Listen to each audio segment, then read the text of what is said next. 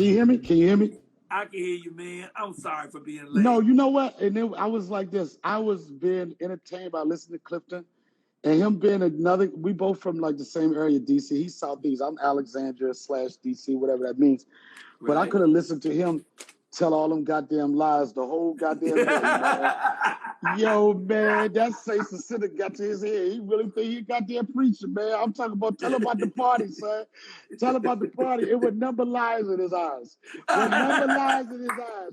Man, I'm like, what is he about to run for president or something? I was like, what about the bitches, bro? Excuse my language. What about the bitches? It wasn't no bitches. It wasn't no bitches. He ain't tell none of that. Hey, Mike, yo, I'm looking at him. I'm like, boy, I'm looking at Saints and Sinners in the same nigga right there. Excuse my language. I'm not able to talk like that. I was like, what about the bitches, son? I was waiting for him to print up a cup of coffee and be like, yeah, man, this is all I drink right now, man. But, yo, I got to tell you, man, I enjoyed listening to him because, you know, people always talk about spitting game, but when he talked, he spit real game. And he's spitting game because it's coming from a place like it was just stuff like he said, while everybody was doing this, I was in there studying. Yeah. When he said he went home and memorized the whole shit that night while everybody is out there fucking and getting high, I was like, I would have been with the other people. You know what I'm saying? I was like, this dude really is insane. Because I'd have been like, man, fuck that road, man. You see that bitch over there? You know, but what he was saying was everything he said went back to discipline. And he said something that was so important, man, the training. He kept saying it, the training. He said, I went to a speech class. I don't even know how to pronounce it, Mike. Speech pathology or some shit, right? Because he was above the Mason-Dixon line, the DC line. And I know what that sound like. Boy. I feel as though, hey, young man, I know what he meant. I had that accent. But this nigga went to school to change his, right? You know what I did? What? I started hanging around white people that couldn't understand me, right? So they're different paths. Yeah, I was like this. I'm telling you want to get your speech pathology up? Keep hearing motherfuckers say, what did you just say? What did you just say? You'll learn another language. You like, I said, everybody gonna be there. They say, what did you just say? I said, bitch, everybody gonna be there. And then I had to go, everybody will be there. Right? That was my speech pathology, Joe. That was it. Wow. I'm glad you had me on, but I'm telling you, I know Clifton, man, like one thing I love both of us being from the same area and having similar paths. He's got so much more success than me in film and television. And he's got, this motherfucker can talk movies forever, man. But like listen to somebody from my hometown that's doing it and like continue. And I didn't want to say nothing. I know the role he got in Sins and Sinners, whatever the fuck that was. Saints and Sinners. I know he beat me out of that shit. I know it. Because when I saw him in Atlanta, I was like, what these niggas doing out here doing so-and-so? I was like, that motherfucker got another role. You know? It's him and it's that damn Dennis Haysbert, too. When Dennis Haysbert comes to the audition, I just leave. I just go home. Man. But you know what? But I'm going to tell you something. Listen to like what you said, the eye that he had, and you said we used to see him, and then when he's, you know, like he had like the Mike Tyson in him. You could see somebody was determined to get it, like it was for them. But when I'm listening to you guys going at it, talking about it, and you said, I was like, you know what? That nigga got the eye of the tiger. Guess what? I might need to start working on the eye of the tiger. Wow. Think if about you it, want that, because you're successful too. You're killing the game, especially your radio show is off the chain. And I just want to reflect back on the thing we did in Jamaica. We went to Jamaica and they warned us, please, no blue comedy. Oh, I got a great story to share with you about that, Mike, but tell that story. Yo, when you tell that story, oh my God, tell that story. Go ahead, tell that story. Don't say nothing about no sex or nothing like that. They don't like that here. Just don't even come at them like that. I walked up there, I'm sweating the whole time. I'm trying to do my show without saying no cuss words or nothing. And we in Kingston, man. We went back by Marley's house and everything. Right. We get there, first thing he say, where the titties at? Where the bitches? Where the titties? I was in the back like this. And when I tell you, they laid on the floor in laughter. They laughed like they had been looked like they'd been waiting their whole life for somebody to break out the titty jokes, man. Right.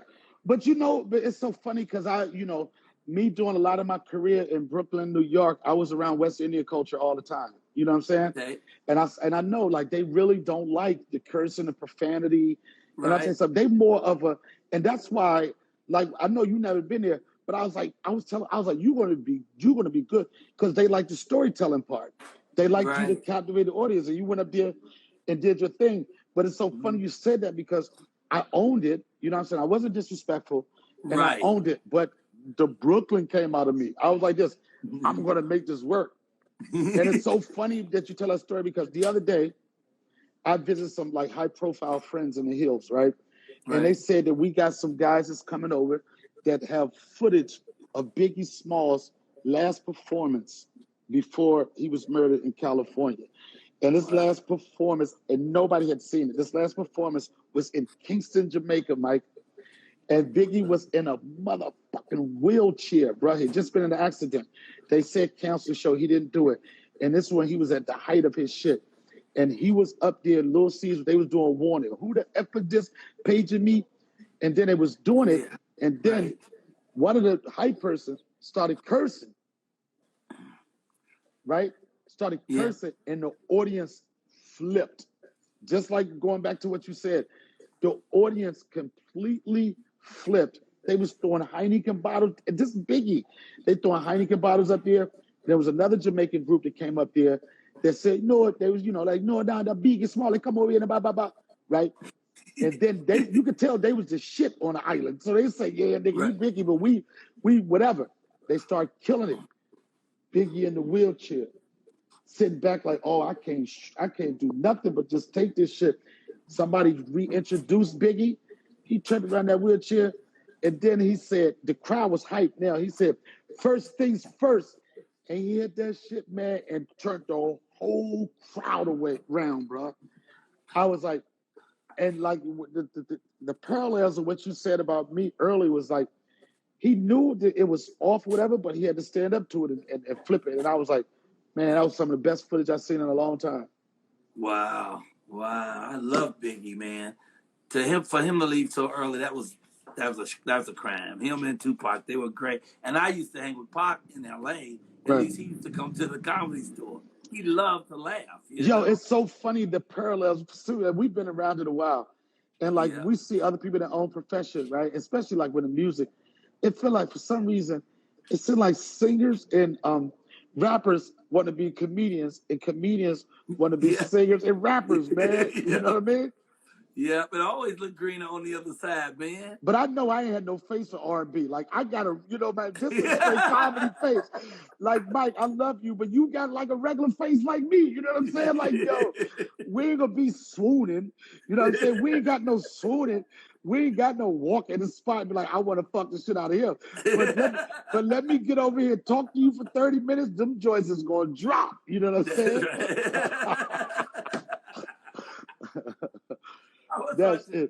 I was watching your radio show. Podcast. You don't care. Podcast. Right. Yeah, and that's why I want to talk to you about it, because I had mentioned when I started this that I want to do a podcast because you was already doing yours. And you was like, yeah, man, you would be good at that. And I never really figured it out, but we made an executive decision today that we're about to change our show to podcast. You know, within you got to. And the reason why I say this is because you, like, when I was talking to you about, you're like, what are you doing? What blah, blah, blah. And I was like this, Mike, you're perfect for it. You know what I'm saying? You got the history, you got the respect, and more than anything with the podcast, you got the stories, bro. You know what I'm saying? The people want to be, yo, you got stories forever, man. You got stories about your life. You know everybody in Hollywood. You've been around everything. And that's one of the things that I respect about as we get older in this game. The thing that we have to deal with all the time is people talk about relevance. And you like, relevance.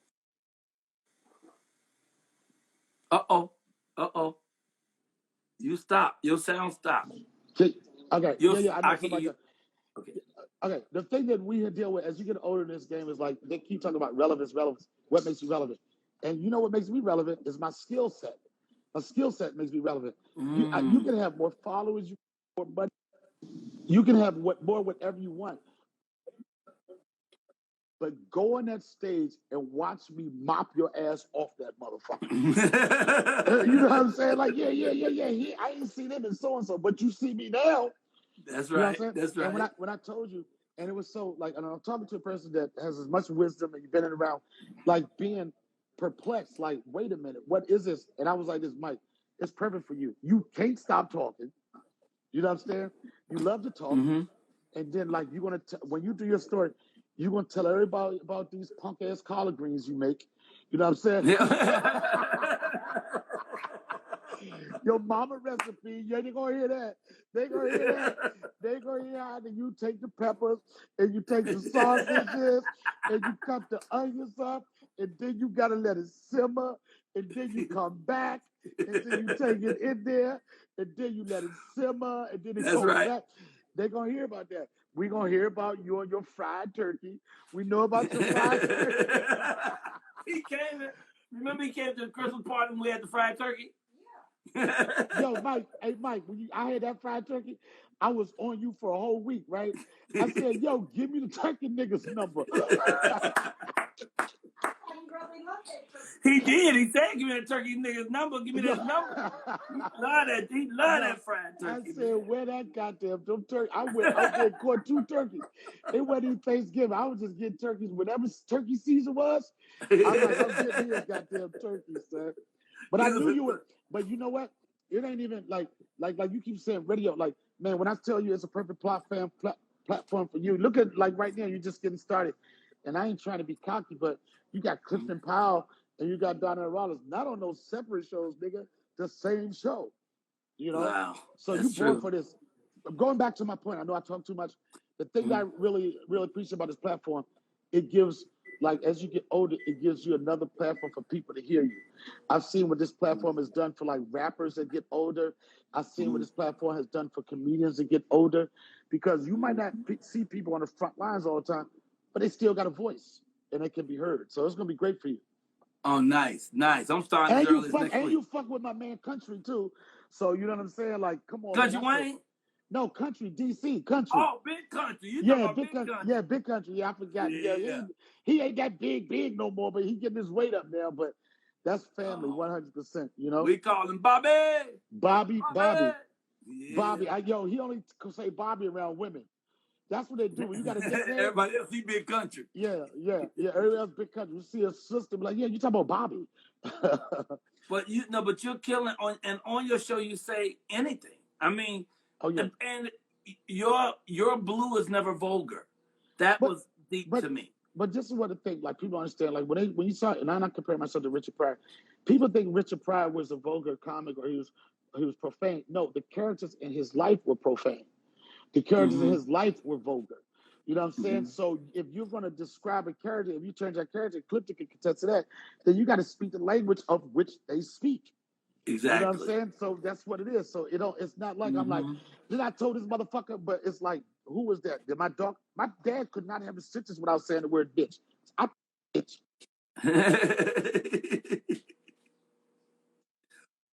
So that's how he was. My dad, that's how he talked. I told the bitch. One time he called my mother the bitch. I'm like, nigga, hold on. Slow down. But that's how it was. But you know, and that's how I roll. And one of the things about being a podcast, like you say, he's 71. That's the beauty of it. You are your own boss, your own producer.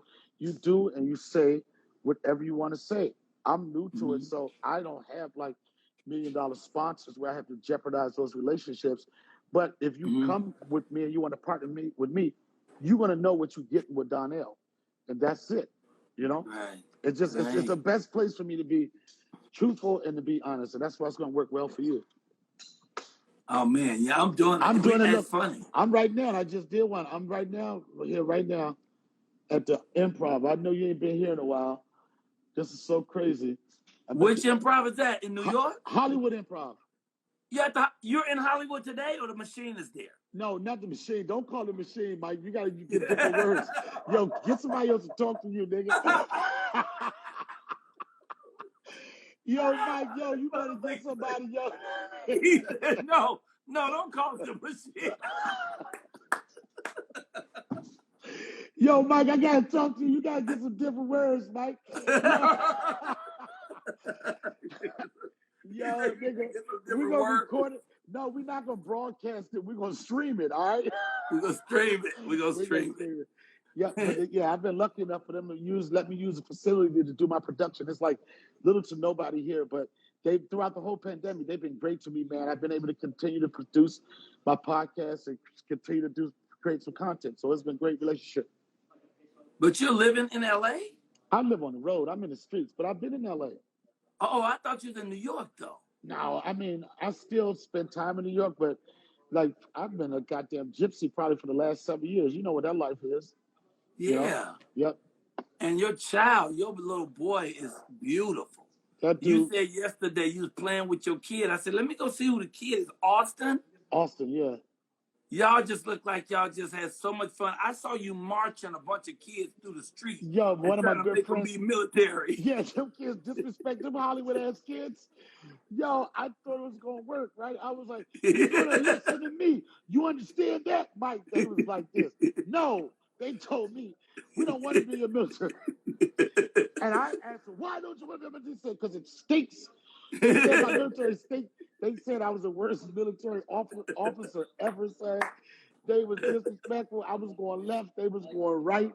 And yo, it was awful. But the best thing about it, Mike, and this is what I love about it, and it's being even being an older dad, the thing I loved about that disrespectful moment they showed me and shared with me is I was like, it's a memory. It's a memory. And 10 years from now, they were like, yo, remember we disrespected him when he tried to be a military officer? But we was able to get them together and create a memory, man. And like, that's my only child. Had him in a late stage of my life. But man, that dude just just everything, bro. Everything. And then you got this little dog that's about the size of a saucer that you put in your pocket and pouches and bags. Yo, don't say pocket, pouches, and bags. They're gonna call me a white woman. They're gonna call me a white woman. They already been mad at me, Mike. They be like, this bitch got her nails done. Yo, she beefed with my baby mama. She was like, I don't even got my nails done. I said, well, you don't treat me like this bitch, right? She get excited when I come home, right? She don't go in the other room. Yeah, but Maggie was like, yeah, that's my Lord. I'm the only person with emotionals. I got an emotional support dog that needs emotional support. Yo, this dog be shaking like he got anxiety and everything, Mike. This motherfucking dog don't help me with none of my problems. This dog got me drinking, man. I was up there like a week ago. They taking a microphone and putting out in the parking lot. And they do comedy in a little parking lot next to the building. Yeah. You know what's so funny, Mike? I don't know. It was weird because when this pandemic was going on, I was like, okay, the comedy is going from inside to outside, right? And a reason why a lot of motherfuckers, Mike, they can't fuck with outside. You tell a nigga come outside, right? And you know this because this is your background. I don't give a fuck. The toughest type of comedy you ever going to do is street comedy, nigga. I don't give a fuck about nothing. When you have to take that audience from one motherfucker, you can't blow your load that first minute, nigga. You go too quick. Your load is like you back there done. Wow. And I was like this, and it reminds me of like when you first got recognized because you've been out there for a while, being on Venice Beach, like being able to create. I was like, damn, that's probably be the new wave. That's what's going to happen. People gonna have to go outside, but everybody's not built for it. But no. And I've the seen outside audience is a tougher thing, you know. Another thing, like I keep hearing these comics complain. I'm waiting for it to come back. They're like, well, I don't like to do so and so show. Yo, when you're doing the pandemic, you can't be picky about no audience. I'm like this, nigga. Do you still have people that want to pay money to see you perform? So it's your job to figure out how to give it to them, or stay your ass in the house. Yeah, I'm doing a show at the RFK Stadium, right? It's a drive-in show next week, 9th and the 10th. It's a 25 year of when I put a group of guys together in DC. We was of that generation. Myself, Joe Claire, Red Grant, Dominique Whitney. We all since are like national headliners, right? And I was like, let's do a show. We're doing a show next week. And it's going to be that. It's not a traditional setting for comedy, but the fact that people want to see it, we got to give these motherfuckers a show. Yeah, and they want a show. Yes. They want to get out, man. They want to get out. I just did 7 shows in Indianapolis. And they only did, they took half the tables out. Right. So with half the tables in, they had a full house. I mean. But yo, I'm going to say, Mike, go ahead. This whole thing, Mike, just one motherfucker. It's going to come down to this, Mike. Too shot or not too shot? Yo, niggas talking all that shit, Mike. And niggas gonna feel it, Mike. Too shot. Listen to what I'm saying. Too shot or not too shot? What you want, Moderna, Pfizer, or Johnson & Johnson? You can pick your shot. I ain't doing it. Have you taken it? All right, Mike. Nigga, I'm getting one next week. The only reason, all right, Mike, I'm not gonna argue. They gave it to my cousin, and they said, "Are you feeling any side effects?" He said, All right, that's one nigga. That's one nigga. Don't get it, Mike. That's one nigga. Some niggas gonna get them. Some people get Bell palsy and all that. I understand what you're talking about. I know what you're scared of. Nigga. I know, but he said one nigga gonna get Bell palsy. One nigga face gonna be longer.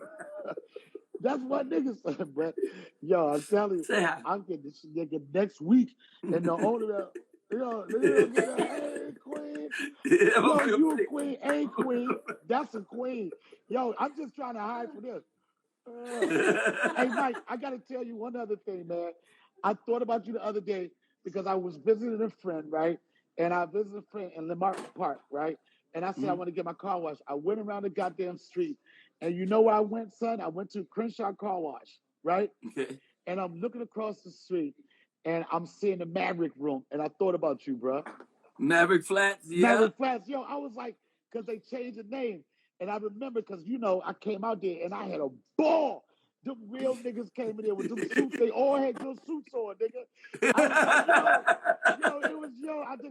I knew who your man was. I was like, that nigga's man. That nigga's man right there. And that nigga with the orange hat, definitely his man, son. That nigga with the orange hat. Definitely. Man, I miss Maverick Flats. Yeah, a sister took it over. Yeah. And so she's making it all fancy and stuff. I know, it got a law in front of the name. It's got law. It's in front of herself, named our own name. Yeah. Yeah, and it's going to be different. Mike, it's going to be different. I was saying, whoa, that's a pretty bold move. Like the first move you would think it would be for somebody to follow in a tradition of it and step it up. But just to like, look at, just to like, like you just I'm getting all this out and putting in fresh curtains. Let's go. Yo, like the history up in that bitch, Red Fox, like it even, like that's a lot of history just to be like, true, Yeah. Because everybody was in there, and all they're saying is, hey, man, we gutting it, man. We starting over. We gutting it. I'm like, oh, man. Leave some of the stuff. Leave some of the broken mirror that they have on the ceiling. They got to do something. Yeah, they got to do something. And I'm telling you, I felt that when I was there because I remember my introduction to it was you when you was doing a comedy night there. Right. And boy, we had some good ass times up in that motherfucker. And you know what, Mike, it's so funny because most comedians, when somebody got a room, they only want to go once every month or whatever. Man, what I tell you, I was like, nigga, I'm coming back next week.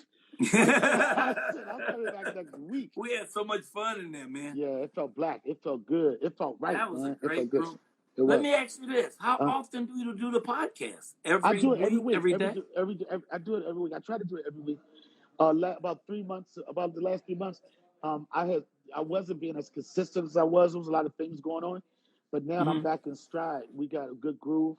We got a really, really good groove, man. And today, I was just driving down the street. I had a great day with my son yesterday, and I was like, I was in a good-ass mood, right?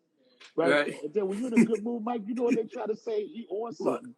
You know what they say? Yo, you can't even feel good around niggas. Yeah, what you Mike, niggas want to let you feel good around them. You like, boy, I feel good. They be like, They be like, I want what he having. Right? You know what I'm saying? I want what he having. But I don't know. I just been, even though this pandemic has been tough so many ways, that like we're not completely out of it, but we're making a turn. The turn is right in our face. The next part of the turn is going to be what decisions we make. Some people are going to make decisions that they don't want to get involved with the vaccine process. But the bottom line is something going to force you, because once we get to a certain amount of people vaccinated, the government will be like, nigga, you on your own, nigga. I can't tell you, there's going to be like that. Once they get to the herd immunity, it ain't got to be 100%. Once they get to enough motherfuckers saying that these are precautions I want to take, the people that don't want to take precautions, they're going to be forced to stay in the house. And motherfuckers like this, you want this job? You got your vaccine passport? You want this job? You got this? You're going to have people like this, Mike. I ain't taking it. I went from school, but I ain't taking it. They can be like this, yeah, you're right, but can you take your argument over there? Because we got this group of people that have taken it. Yeah, go to your argument over there. Yeah, go to Clifton Powell's speech pathology class.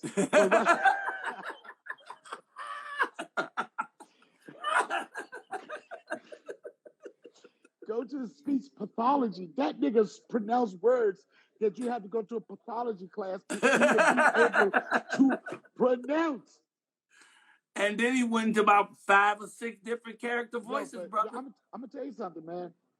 Yo, like, I'm not a good auditioner, I'll be honest, but just listening to him, he really inspired and motivated me to, like, okay, be serious. Go be serious, go harder, go harder with it.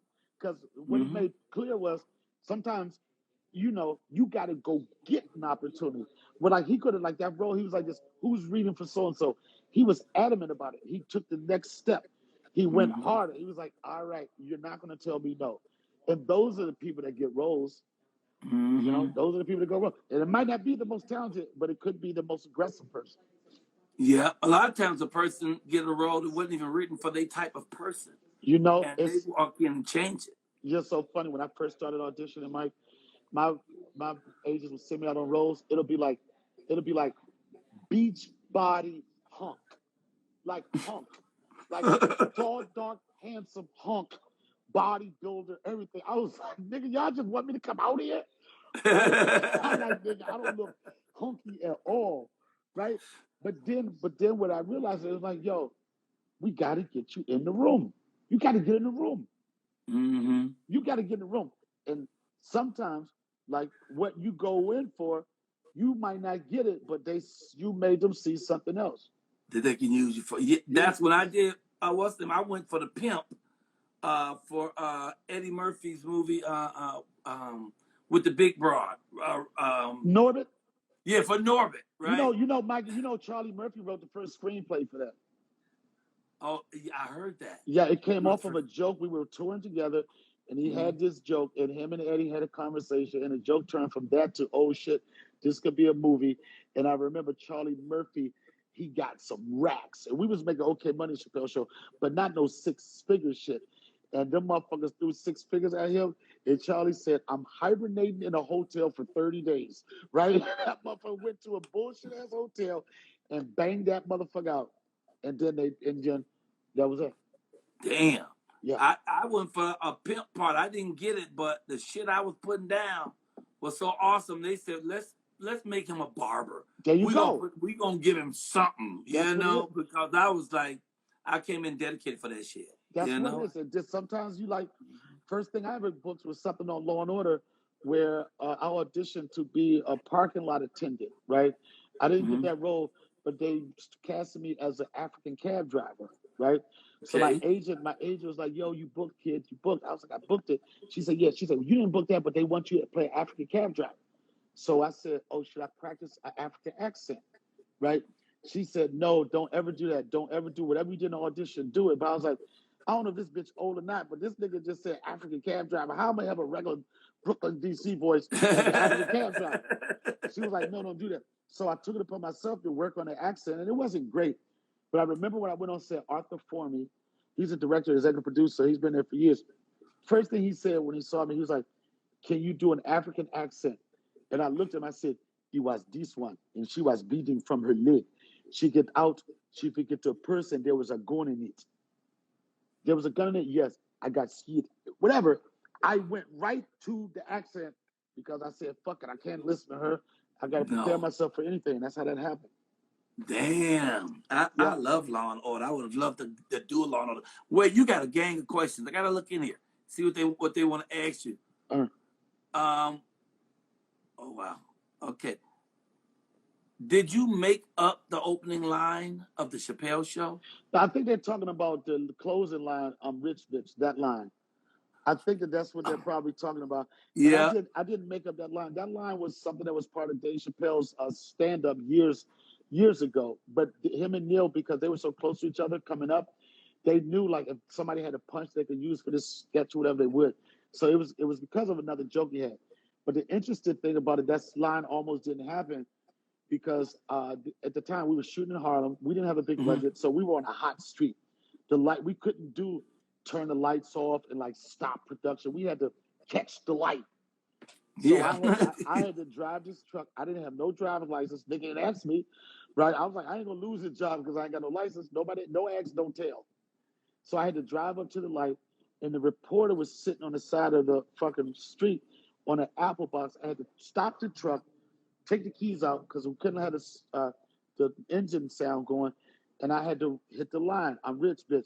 And I kept fucking it up. Until Neil Brennan said, yo, you got one more time to do this, B. We don't got time for this. It might get cut. I knew how valuable, like, any second on that show was. So in desperation, the last time I looked at him, I said, I'm rich, bitch! and it was like, that's it. And that shit stuck, bro. That shit stuck. Yep. Wow. And sometimes it take that little push. To make you find what it needs to come out. And yo, Mike, why you should say comment off? You don't want nobody to comment? Well, only thing is, I could cut it on, but then it's all on your face unless you lean to your left. Oh, I ain't want to. I wouldn't. Yeah, come back to about here. Come over a little bit more to your left. Come to to your left. You your left. Yeah, I don't know. Yeah, right there. My machine ain't working right. Working right. Because otherwise it'll be all on your face and shit, and I lose your expressions and shit. I always cut the comments off once there's someone I'm talking to. I just want to see who talking shit. It look like you the only person can tell who talking. You can turn off. I don't want to hear what they guys say. So what was the corner? Somebody asked, oh my God, what was it like doing the corner? The corner was the shit. Charles Dutton directed that. They won 3 Emmys in 1997. It was a show that was based on, it was talking about the heroin situation in Baltimore, Maryland with one particular family. And Charles Dutton was the director. David Simon was the writer. And David Simon teamed up with some police journalists, and they wrote a book, and then they made a series out of it. It was dope. It was about the dope situation there. And that what people don't know is that The Wire was pretty much a spinoff of The Corner.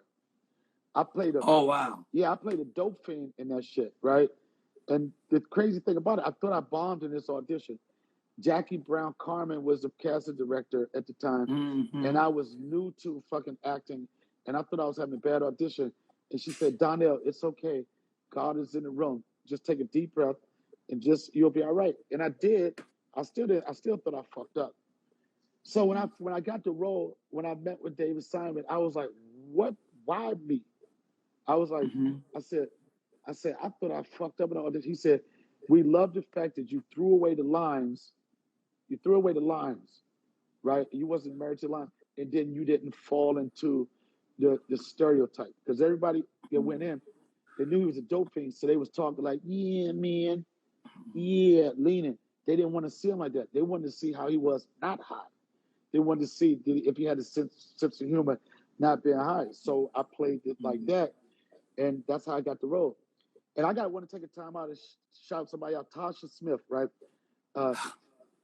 Tasha. That's my teacher. Yeah. Oh my gosh. She was my, when I was in the corner, not knowing what I was doing, that motherfucker held me down. She is everybody's teacher.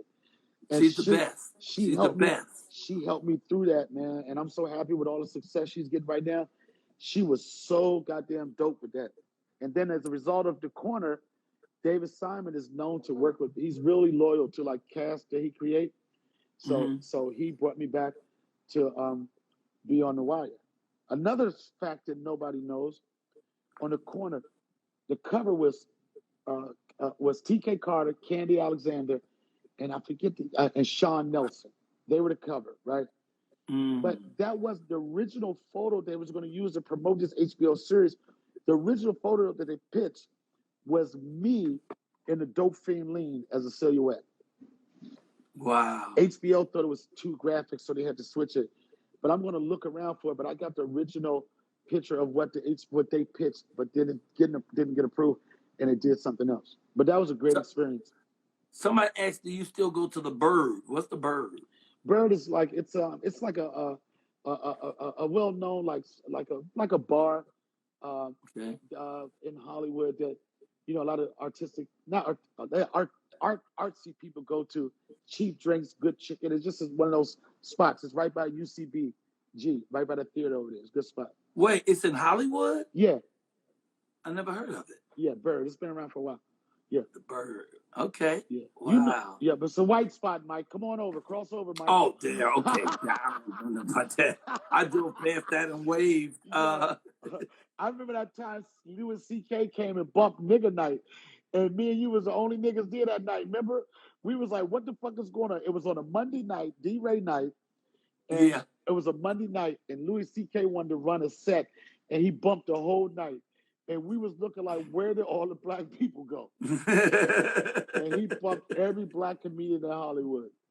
So what's going on with his career now? Since they, CK, didn't he have a scam or some shit? Yeah, something happened. Well, one thing will happen to a person like that, when you've been rich for so long, you just, you'll just duck down for a second. You still got enough money to sustain yourself, but what are you going to do creatively? I know that he's been working on sets. He even worked with Dave Chappelle out in the cornfields of Ohio. So one thing you're never going to, whatever scandal or whatever people going through, you're never going to deny people their hardcore base. For whatever happens, as long as he didn't do nothing to like break no laws, violate no kids and shit like that, right? Like he'll have a base of people that want to hear him talk. So I think he's doing well. He's doing what he loves to do, and that's stand-up comedy. So I wish him well. And whoever was a victim or whatever, I hope they feel better. Oh, I like that. I like that. Yep. What is your dream, or are you already in the middle of it? Nigga, dream. Nigga, come on. I'm too old to be dreaming, nigga. Who the fuck you talking to, Mike? Did you just hit me with what am I 20, nigga? Did you say what is my dream, nigga? Make money. He said, nigga, come what on. Is my dream? I'm too old to dream. I can't believe you just said, yo, save that question for the machine, nigga. You just asked the nigga. Hey, Mike, for the machine. You just asked me what my dream was, nigga. If my dream ain't a reality by now, nigga, I'm just dreaming, son. Yo, you fucked me up with that, bro. Give me a second. Yo. Hey, Mike, do they got one more question? Because I'm getting ready to go tell some jokes, man. And I know, like... Where? It's a white boy spot. Yo, these white boys is outside with ski masks and shit telling jokes. You going out in the parking lot? No, not in the parking lot. This is another joint. It's a guy named Mark Hayes. Like, one thing that happened, like, in Hollywood, you got your regular nights, right? Your weekend. Then you got comedians that are producers. They always produce good shows. So it's a couple of guys. Mark Hayes is one. It's another guy.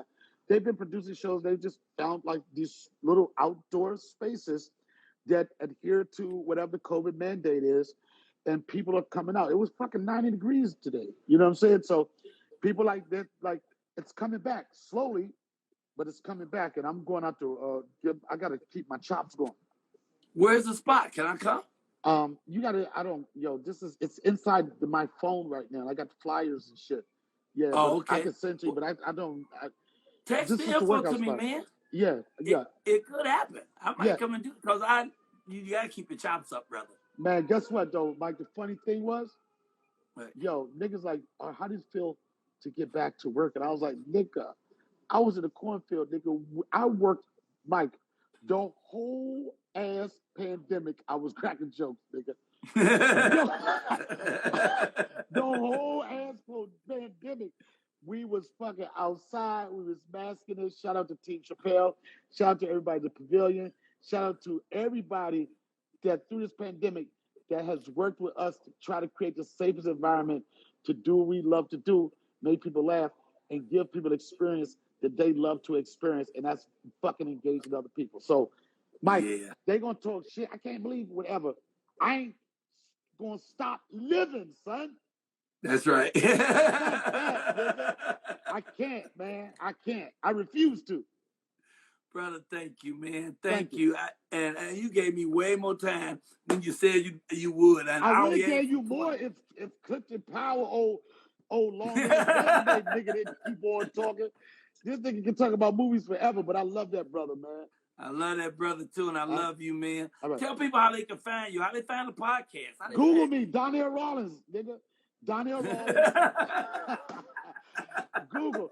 Yo, don't tell them. They pull up the encyclopedia. Get your words together, Mike. Yo, I gotta get off this machine. Get off that goddamn machine. Yo, get the tape for the video, right? Yo, but man, much respect, man. Donnell I love you, brother. Thank you. Donnell Rawlings, everything. All right, Mike. Donnell Rawlings on everything, y'all, and it's Rawlings, RAWLINGS. That's right. Rawlings. All right, keep it See going, you, bro. King. I love you. Thank you. Love you too, bro. Hey, y'all, it's Mike Tyson Superstar Interviews. Y'all was right here. You saw it.